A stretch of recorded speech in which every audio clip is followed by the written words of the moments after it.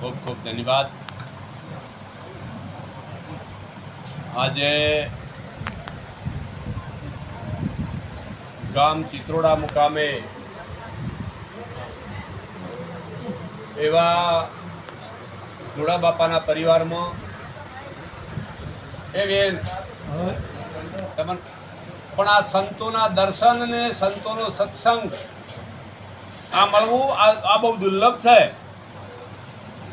હા, સત્સંગ થી બુદ્ધિ વધે ઓથે વધે ઘાસ, કબુદ્ધિના સંગમાં બુદ્ધિનો થાય. તો આજનો પાવન પ્રસંગ ઈશ્વરભાઈ, રાણાભાઈ, પૂંજાભાઈ, હેગાભાઈ એમના પરિવારમાં રાણાભાઈના એવા મહાન પુત્ર નરસિંહભાઈ, સાગરભાઈ, કેસરભાઈ સમગ્ર પરિવાર મળી જેમને એક મક્તિનો આ જીવન સંસારનો યોગ છે. એટલે આ જીવનમાં સંસાર પરિવર્તનનો નિયમ છે અને આ જગત બીજ ધર્મી છે. એટલે 7 વાર અને 8મો વ્યવહાર. વાર કેટલા છે? અને વ્યવહાર તે 8મો છે.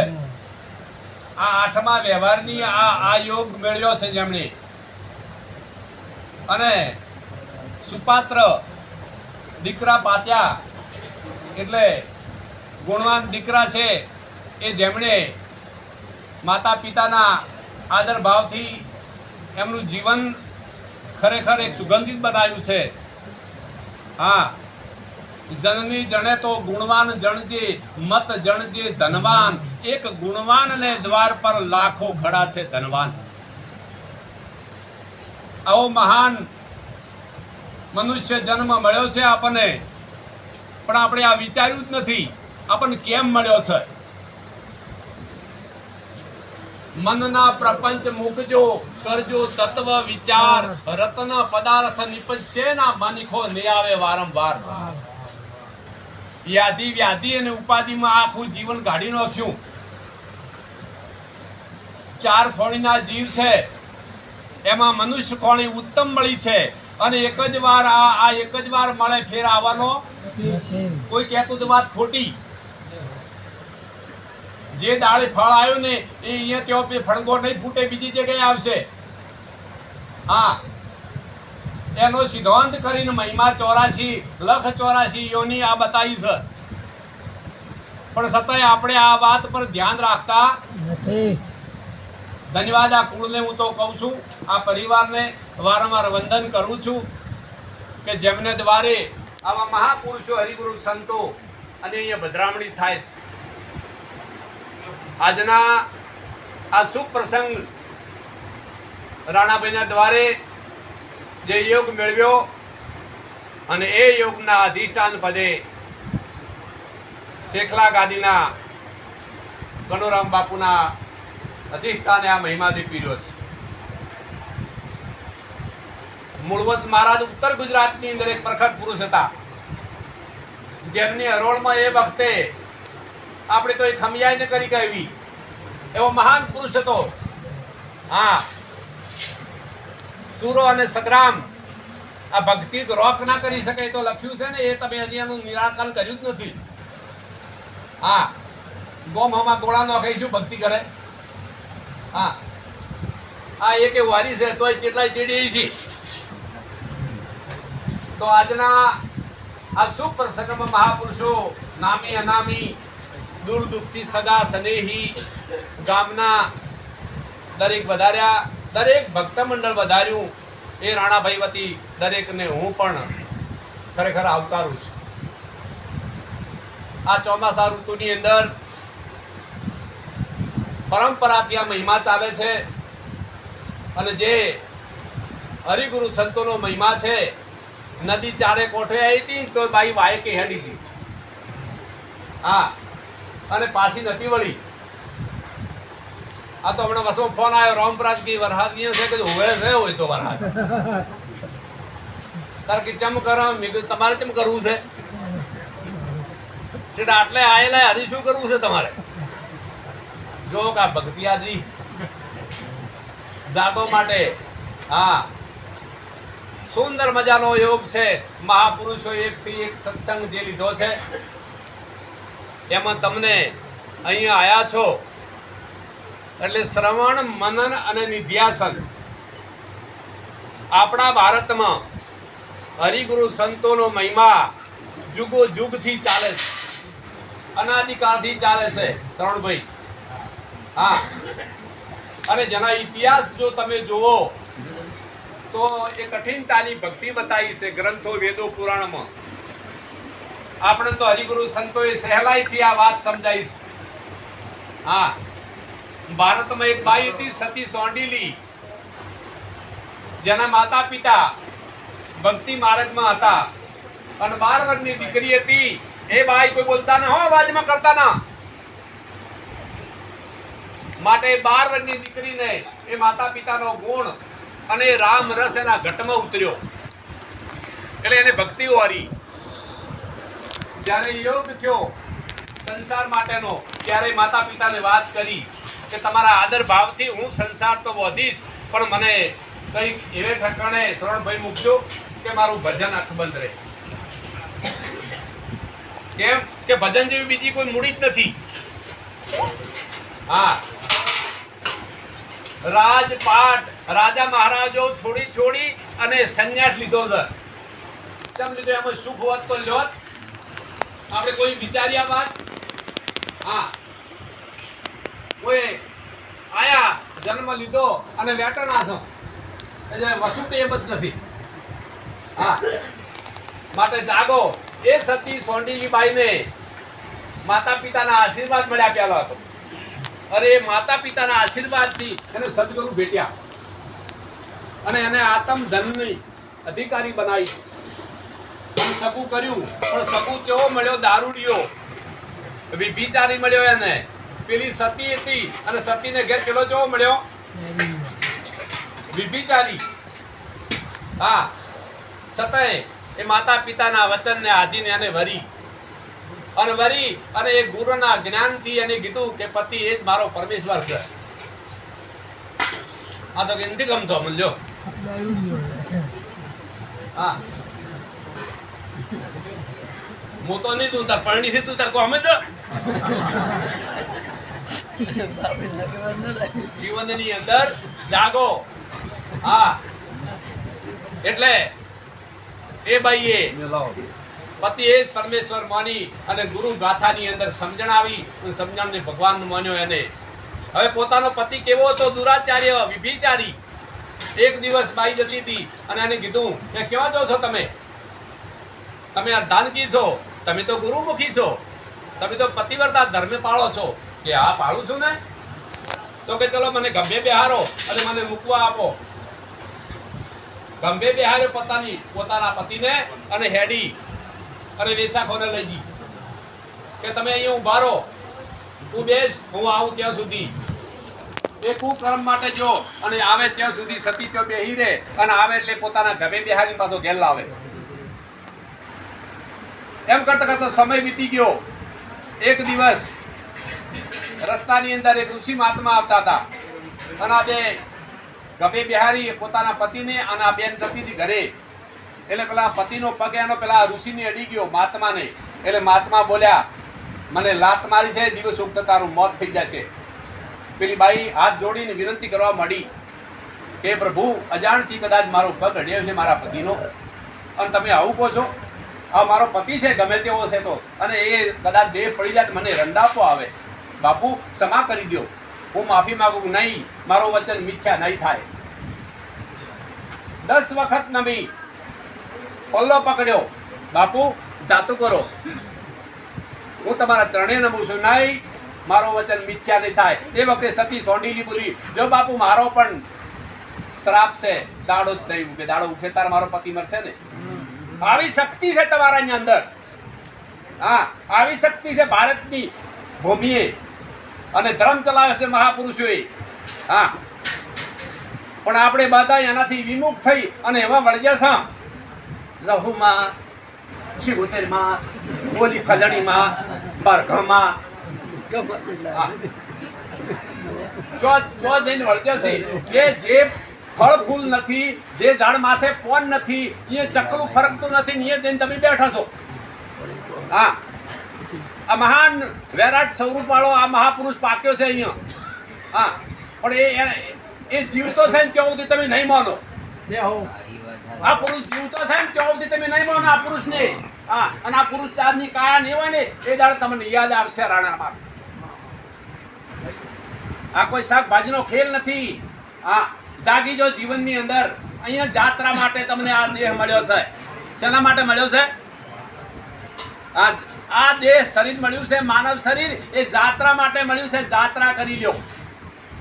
હા, એ મારા અલખને દરબાર, એ મારા ગુરુને દરબાર, એ મળજો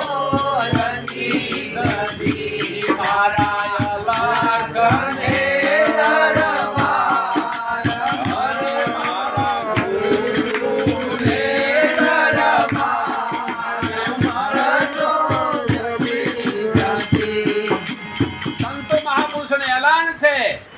રજિસ્ટર પુસ્તક છે ભારતની અંદર. 4 વેદ, 6 શાસ્ત્ર, 18 પુરાણ અને 52 ઉપનિષદ, 84 શાસ્ત્રમાં પતે રજિસ્ટર થઈને સરકારે સિક્કા માર્યા છે. હા, જે ગ્રંથો તમારે ઘેર કોઈ દાડો વર્યા છે?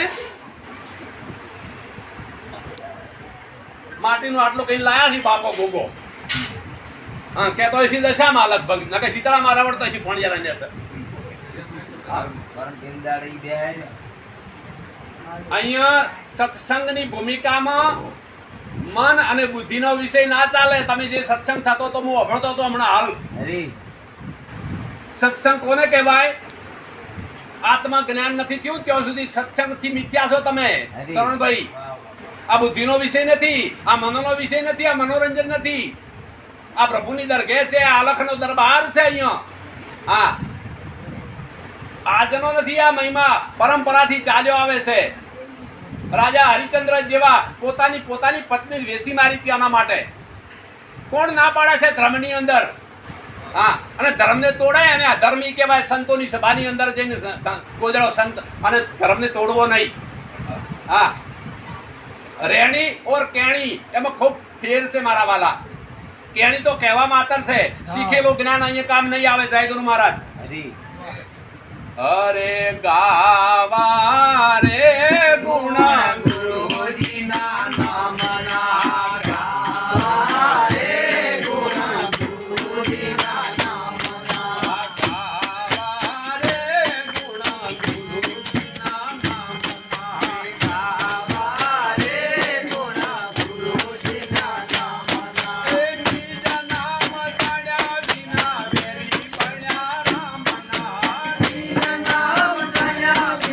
વેરી પડ્યા રામના.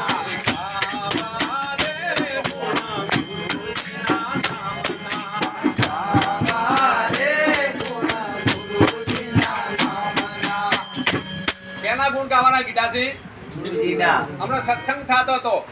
બોલો, પ્રભુ માઈ છે બહાર. આ સભાન પૂછ્યું હતું ગુરુમુખી અને શરણભાઈ બરોબર છે કે નહીં? ભગવાન માઈ છે કે બહાર છે? કેમ બોલતા નથી હવે તમે?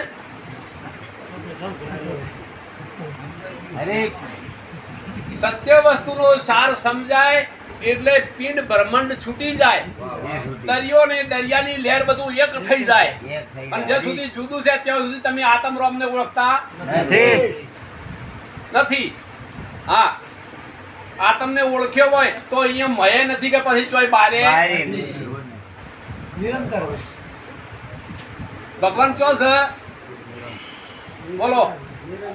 હા, ક્યાંય 3 કાળ છૂટી જાય અહીંયા. હા, આદ અંત અને મધ્ય છૂટી જાય. અને છૂટી જાય તારે સમજવાનું. હે, અરે તારી કાયામાં ગુણ બોલે છે, તારી કાયામાં ગુણ બોલે છે, તારી કાયામાં ગુણ બોલે છે.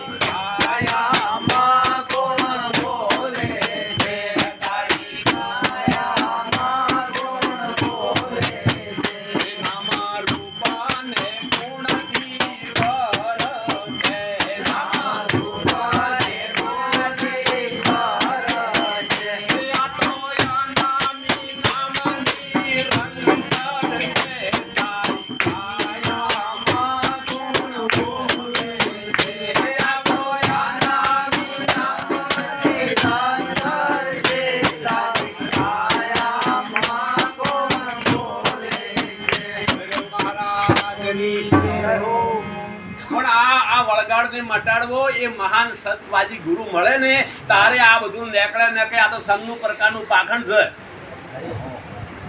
સનનું પ્રકારનું પાખંડ. એક ગામની અંદર મેલડી માએ બોકડો છોડી મેલેલો. મેલડી માએ છોડી જ ન છોડે. હા, હવે આ એકનો બીજો છોડ્યો એટલે આ બે ભેળા થઈ અને આ બધા ક્ષેત્રમાં થઈ એટલે કોકના ઘરમાં પહેરી જાય કે તાર કે ઘઉં ખાઈ જાય. આ ટેવે પડેલા. હવે આરે એક દાડો એક ઘર ઉગાડું હતું અને એ ડોહો હાથમાં માળા જેડો અને કોટમાં માળા અને આ બોકડો ભાળી ગયો અને ડોસીને બહાર દાતા જોયા. બોકડે કીધું કે આ ડોહો ભગત લાગે છે ને મારે મેળ પડી ગયો. અને ડોસીમાં થાળમાં ઘઉં મેલીને દાતા ને કે હું કઈ ઘડી પેલો ડોહો માળા કરતો હતો અને બોકડો વળી ગયો. પેલા તાસમાં ઘઉં હતા એ બધા દાપતા ગયો. અને ડોસી આયા ડોહા આ હું કર્યું નેટ તરકે મિલ્યા હતા કે છે શું આ ઘઉં બધા જ આપતા ગયો. તું કે ચૂપ બોલે મત. તો હળવા દઈને કડી આડી કરી કડી આડી કરી અને જેડો લઈને જે પડી જાય છે એ બોકડાને કાસા ઘઉં કઢાયા અને બોકડાને વાસા ઉગડી અને વાસામાં બોકડો બોલ્યો એ પૈસા બધેલો શંકર તો માળા વાળા સંગ બંધ કરતો.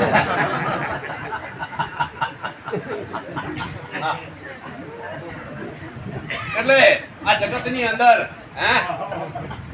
મહાપુરુષોની વ્યાખ્યા એવી છે મહાન. હા, માળા નિરંજન માળા છે પણ જેને જાણી એના માટે. હા, હમણાં સત્સંગ ચાલતો હતો અહીંયા. હા, નોમ જેને જોડ્યું. શું જોડ્યું? અને જોડ્યા હાટે હું છું એ ભૂમિકા મને કહેજો થોડી. વેદ 4 ભણ્યો એટલા સુધી ગયો. કેટલા સુધી ગયો? 4 વેદ. નોમ જોડ્યું અને કેટલા જ્યાં? 4 વેદ. હા, શબ્દ વેદ. શબ્દ હા, અને એને વચન કર્યું. બરોબર.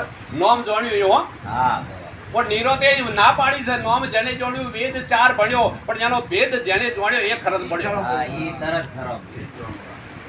નોમનો ભેદ શું છે? હા, આ જગતમાં પાખંડ વાળા પૂજાણા જતી સતી હંતરણા. કેમ કે કેણી અને રેણી માં રાત દિવસનો ફરક છે. કેણી ઓર કહેવામાં તો ઘણા ઉભા થવું છે. હા, પણ પાળવું છે ને કાઢવું છે. હા, ડોક્ટર ચરી આલી ડાયાબિટીસ છે પણ વિવાહ હું ચાલે ઓછા ભાઈ. હા, હા, આ ભક્તિમાં આવું બહુ ચાલી રહ્યું છે. રાફડા ફૂટ્યા ભક્તિમાં એટલે ખૂબ જોયું છે ને ગુરુ ધારણ કરાવતું. હા, અને જો સાચા સદગુરુ મળી જાય તો આ જીવન તમારું છે ને ઉજ્જવળ પડી જાય મારા વાલા. હા, અમને એવા ગુરુ મળ્યા. હા, અનંત પ્રકારના આવરણ અવિદ્યાની અંદર અમે દુઃખી હતા. હા, અને ભુવા તો 22 વર્ષ લઈને આખું ઘર ખાલી કર્યું. હા, હૃદયથી વાત સાચી કરું તમને. હા, એક વળાવન કે બીજું રહી ગયું છે. હવે આને વળાવજો તમે. એક વળાવીને ગાડી કે બીજું રહી ગયું છે. હું માતા કહેતી હતું. હા, એમ કરતા જો તમને કહું પૂર્વનું પાપ જાગે ને એને ઘેર ડેકમાં લખો લખી રાખજો.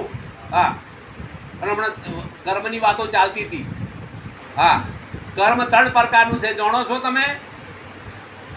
નિરોધ બાપુ બોલ્યા છે સંચિત, પારબંધ અને ક્રિયામણ. હા, કેટલા પ્રકારનું છે? સંચિત કર્મ કયું છે? બોલો. હા, તમે છો ત્યાં સુધી જગત છે. આ બધું અહીંયા આવો ખબર પડે. હા, કેમ કે જેની દ્રષ્ટિ એવી સૃષ્ટિ દેખાય છે. ગુરુ જ્ઞાનમાં તો જ્યારે દ્રષ્ટિ મળે ગુરુની ને ત્યારે શત્રુ મિત્રનો ભાવ છૂટી જાય, નાના મોટાનો ભાવ છૂટી જાય અને જ્યાં જુઓ તો પરમાત્માના દર્શન થાય ને થાય.